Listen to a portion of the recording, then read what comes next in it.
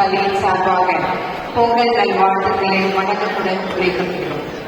இன்றைய தலைப்பு மாணவர்களின் முன்னேற்றத்திற்கு பெரிதும் துணை நிற்பது பெற்றோர்களால். தைப்பொங்கல் திருவிழா கொண்டாட்டத்தில் கலந்து கொண்டு விழாவை சிறப்பிக்க வந்திருக்கும் சேர்மன் ஐயா, அம்மா, சிறப்பு விருந்தினர், பள்ளி தாளாளர், முதல்வர், தலைமை ஆசிரியர், ஒருங்கிணைப்பாளர்கள் மற்றும் ஆசிரியர்கள், மாணவ செல்வங்கள் அனைவருக்கும் என் முதற்கான காலை வணக்கத்தை தெரிவித்துக் கொள்கிறேன். குழந்தைகளின் முன்னேற்றத்திற்கு பெரிதும் உறுதுணையாக இருப்பது ஆசிரியர்களா பெற்றோர்களா? அருமையான தலைப்பு. அதில் ஆசிரியர்களே என்று பேச நான் வந்துள்ளேன். நடுத்தரவர்களே, குழந்தைகளுக்கு உலகத்தை காட்டுவது நிச்சயம் பெற்றோர்கள் தான்.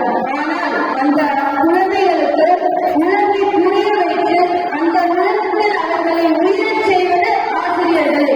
பெற்றோர்கள் தான் முக்கியமாக எடுத்துட்டு இருக்கிற ஸ்கூலு, காலேஜ், அவங்க வீட்டில இருந்து பேரண்ட்ஸை சொல்லிக் கொடுக்கலாமே, இல்லைன்னா ஆன்லைன்ல கற்றுக்கலாமே. எடுத்துட்டு இருக்கிற ஸ்கூல், காலேஜ் நடுவர்களே, இந்த காலகட்டத்தில் குழந்தைகள் உண்ணும் நேரமும் உணவும் நேரமும் மட்டுமே பெற்றோர்களிடம் செலவிடுகிறார்கள். அதுவும் மாற்று நேரத்தில் எப்படி தெரியுமா? குழந்தைகள் கையில ஒரு போன அது போல கேள்வி விளையாடும், நல்லா வீடியோ பார்த்துருக்கோம். சாப்பாடு ஊட்டுவாங்க, அப்போ வாயிலும் ஊட்டிடுவாங்க. இப்படி அப்பா கையா விளையாட பார்ப்பாரு. இப்படியே குழந்தை ஸ்கூலுக்கு அனுப்புவாங்க.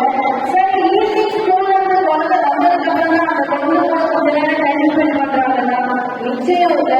ஏன்னா டியூஷனுக்கு டைம் ஆயிடுச்சுங்க. அவங்கள கூட அந்த குழந்தைய டியூஷன் அனுப்பிடுவாங்க. அதுக்கப்புறம் அவங்க அப்பா எப்படி தெரியுமா காட்டுவாங்க, உடனே அந்த குழந்தையோட கிளாஸ் டீச்சருக்கு கால் பண்ணுவாங்க. நம்ம கிளாஸ் டீச்சர் ஸ்கூல் முடிஞ்சு வீட்டுக்கு போய் போன் எடுத்து பார்த்தோம்னா 10 மிஸ்டுகள் இருக்கும். திரும்ப ஒரு கால் பண்ணி பேசுவாங்க. அப்போ பேரண்ட்ஸ் கேட்பாங்க, ஏங்க நீங்க குழந்தை சாப்பிட்டாங்க, குழந்தை படிச்சாங்க, நம்ம கிட்ட தண்ணி கொடுத்தா எதுவும் 200 சொல்றாங்க.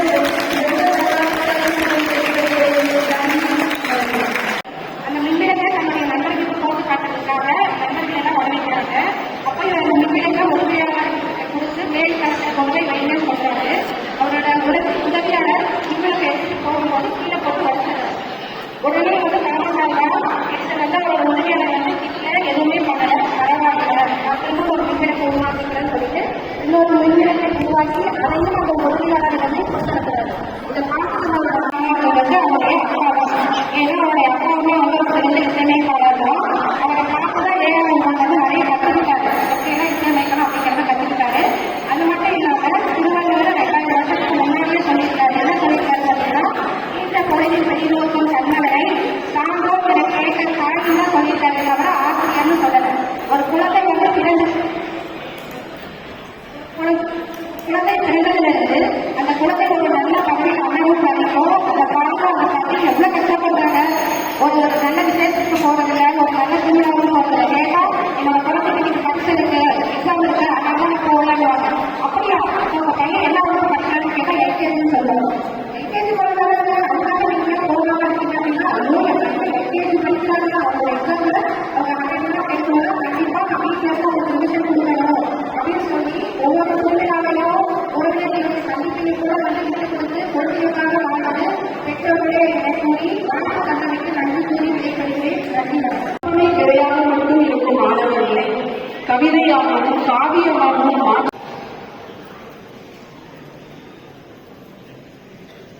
கல் கற்பிப்பவன் கடவுளுக்கு நிகராக போற்றப்படுகிறான்.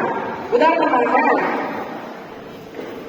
நமது முன்னாள் ஜனாதிபதியாக இருந்த டாக்டர் சந்திரசேகர் ஒரு முறை அரசுமுறை பயணமாக மஸ்கட் செல்கிறார்.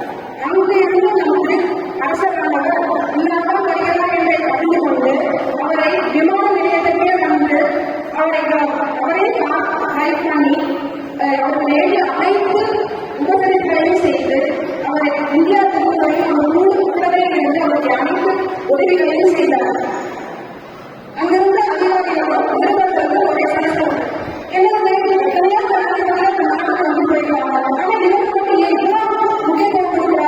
அப்படின்னு சொல்லி கேள்வி கேட்கும்போது அவர் சொல்றாரு, அவர் என்ன ஜனாதிபதியா இருக்கலாம், ஆனா நான் இப்ப வந்து அரசாங்கம் அவர் வந்து என்னோட ஆசிரியர். நான் பூஜை காலேஜில் படிக்கும்போது அவர் என்னோட ஆசிரியராக இருந்தாரு.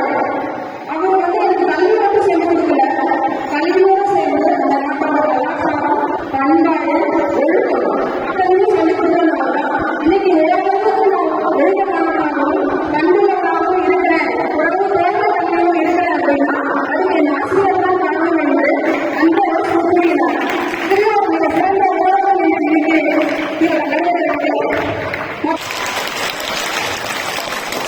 பெற்றோர்கள் வந்து எப்பவுமே குழந்தைகளுக்கு உறுதுணையா இருக்காங்க. எப்படின்னு பார்த்தீங்கன்னா நீங்க ஹோம்ஒர்க்கை கொடுத்து வீட்டுக்கு அனுப்பிச்சிடுறீங்க. இதுல வேற லீவ் விட்டா அந்த நாளையும் பசங்களுக்கு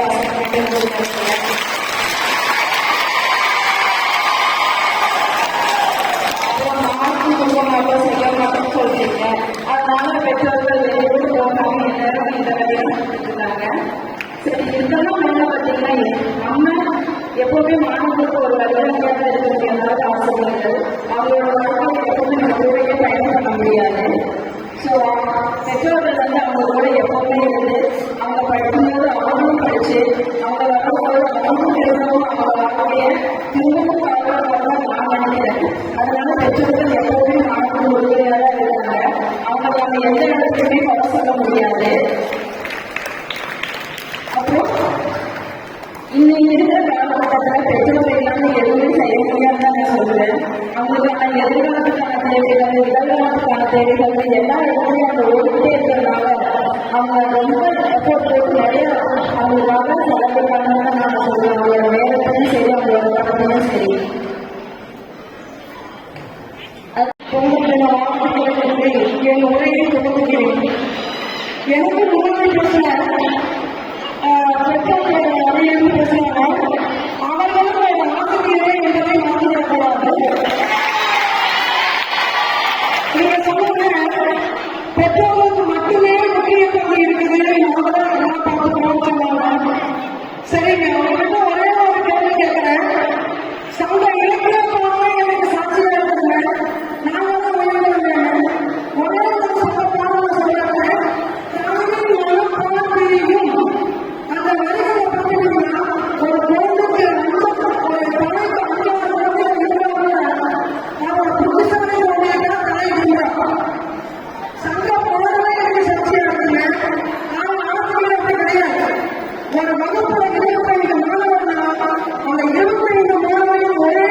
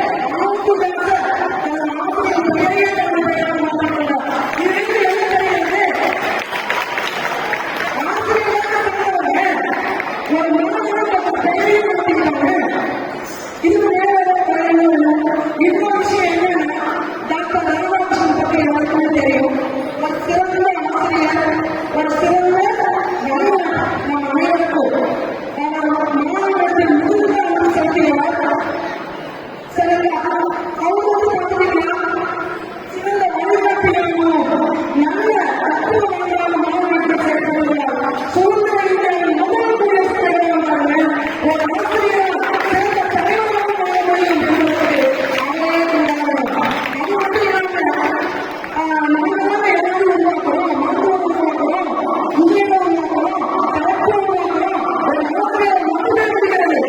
ஆசிரியர் ஏறிப்பட்டது மட்டுமே இருக்கிறோம். மாணவர்கள் எங்கெங்கே ஏறி செல்கிறார்கள். அவர்கள் முன்னேற்றமே எங்களுக்கு தேவை. இன்னொரு விஷயம், எங்களது பொருள்கள் நான் செலுத்துகிறேன். எங்களுடைய மாணவர்கள் நம்மை செலுத்துகிறோம். இன்னும் ஒரே விஷயம், சொன்னாங்க பெற்றோர்களுக்கு இருக்க தலைமையாக செயல்படுறாங்க. குழந்தைகள் தலைமை சாப்பிட வைக்கிறீங்க, இதை கொடுத்து விட்டுறாங்க. அது தலைமை வெட்டதில்லை. நாங்கள் போய் சமாதானப்படுத்த முடியும். காங்கிரஸ் தேர்தல் வருகிறாங்க. அதுக்கப்புறம் வந்து சிரிக்குது. இதுக்கு தெரிஞ்சுங்க நீங்க என்னன்னு. வீட்டுக்கு போனாலும் விசிட்டு கேட்கணும், சாப்பிடுறாங்க எல்கேஜி போன பயன்படுத்தாங்க. நாங்கள் என்ன கூட்டாளிகளா? சொல்லுங்க, நாங்கள் கூட்டாளிகளா? இப்படி எல்லா வகுப்புலையும் நாங்கள் முன்முறையாக மாணவர்களுக்கு சிறந்த குடும்பங்களை உருவாக்குவதில் முக்கியத்துவம் இருக்கிறது. எனவே மாணவர்களை எல்லா பக்கம் நல்ல தீர்ப்பு வழங்குமாறு பணியுடன் கேட்டுக்கொள்கிறேன். நன்றி. நன்றி. இப்போது உமாவதி பாபா ஆனாலும் அவர்கள் என்ன செய்ய போறாலும் நம்ம பார்க்கலாம்.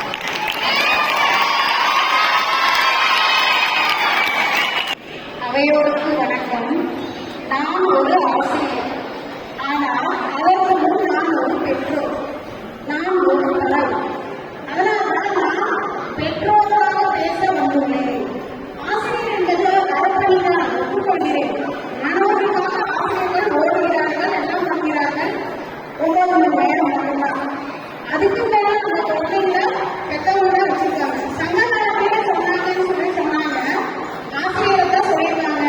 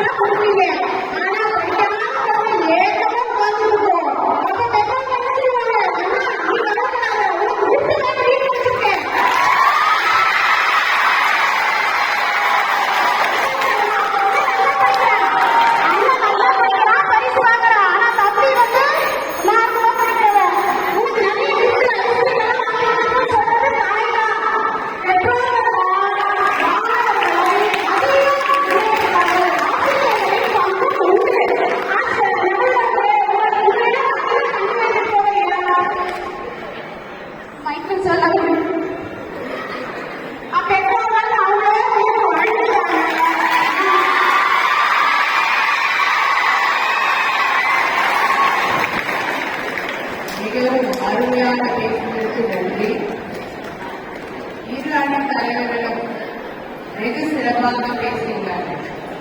நான் எந்த ஸ்டேஜில் பேசுறதுன்னு புரியல. ஆனால் ஏதோ ஒரு தீர்ப்பு சொல்லணுங்க, அதனால நான் நடுவராக இருக்கேன். இப்ப ரம்யா அவர்கள் என்ன சொன்னாங்கன்னா, உலகத்தில் புரிய வைக்கிறது வாசிப்பு, அதே போல குருகுல பற்றி சொல்லியிருக்கிறாங்க. அதுக்கு ராஜகிரி வந்து கற்பனை, காவியம், கற்பித்த கடவுள் என்று ஆசிரியர் அவர்களை பற்றியும் அவர்கள் பேசியிருக்கிறார்கள். சுகந்தி அவர்கள் சட்டவாளர் மூலமாக புத்திசாலி குழந்தைகளை தாய் தலைவனுக்கு ஆசிரியர் பிரிக்கும் என்று சொல்லியிருந்தார்கள். படித்தவர் அப்புறம் டாக்டர் ராதாகிருஷ்ணன் பற்றி சொல்லியிருக்காங்க. இவங்க எல்லாருக்கும் நம்ம ஒரு படிப்பு வரும்போது ஆசிரியர்களே அப்படின்னு சொல்லலாம். இந்த சைடு பார்த்தீங்கன்னா பெற்றோர்களே என்று சசிகலா அவர்கள் பற்றியும் அன்பு காப்பு அதை பற்றி காவலர் அவருடைய அப்பா பிள்ளைகளையும் அதுக்கப்புறம் ஏழாளர்கள் அவருடைய அப்பா மூலமாக வந்ததுனால பெற்றோர்கள் மிகவும் திறமைசாலிகள் அது போன்ற இல்லாமல் துணை என்றார்கள் சொன்னார். அதே மாதிரி கவிதா அவர்களுக்கு கோபம் கொஞ்சம் கொடுக்கலாமே எல்லாரும் வீட்டில் போயிட்டாங்க, பெற்றோர்கள் ரொம்ப சிரமப்படுறோம் அப்படின்னா. அதே மாதிரி கடைசியில் அவர்கள் பெற்றோர்கள் வந்து அரப்பணி செய்கிறாங்க, அவங்களுக்கு வீட்டில் கிஃப்ட் வாங்கி வராங்க அப்படின்னு பேசுகிறாங்க. இதை பார்க்கும்பொழுது பெற்றோர்களும் குறை செய்கிறார்கள். ஆனால் இரண்டு பேருக்குமே நான் சொல்றது என்னன்னா, இங்க ஆசிரியர் வந்து வகுப்பறை உள்ளதாக எல்லா குழந்தைகளுக்கும் ஈக்குவல் இம்பார்ட்டன்ஸ், எல்லாருமே எந்த ஊர்ல கணிதமும் வாழ்ந்ததில்லை அப்படின்னு சொல்லி பொறுத்து எடுத்து அவர்கள் பெண்மையை வளர்க்கிறார்கள். அதே போல இந்த பெற்றோரை பார்த்து சாப்பாடு இருக்க உடை எல்லாமே கொடுக்குறாங்க. அவங்க பாசமாக வளர்க்கிறாங்க, ஆசிரியர்கள் படிப்படியாக வளர்க்கிறாங்க. அதனால ஆசிரியர் மூலமாக ஒரு இளைஞர், ஒரு டாக்டர், ஒரு பெரிய பிராணிகள் எல்லாரும் உருவாக்கக்கூடிய தகுதி இருக்கு. கல்வி வந்து ஒரு அழியாத செல்வம், யாராலும் அழிட முடியாத செல்வத்தை ஆசிரியர் கொடுக்கிறாங்க. இந்த இரண்டு அறிவும் மிகவும் வசதியாக பேசினாங்க. ஆனாலும் இன்றைய மாணவர்கள் முன்னேற்றத்திற்கு பெரும் உதவி பெறுவது ஆசிரியர்களே 70 வருஷம்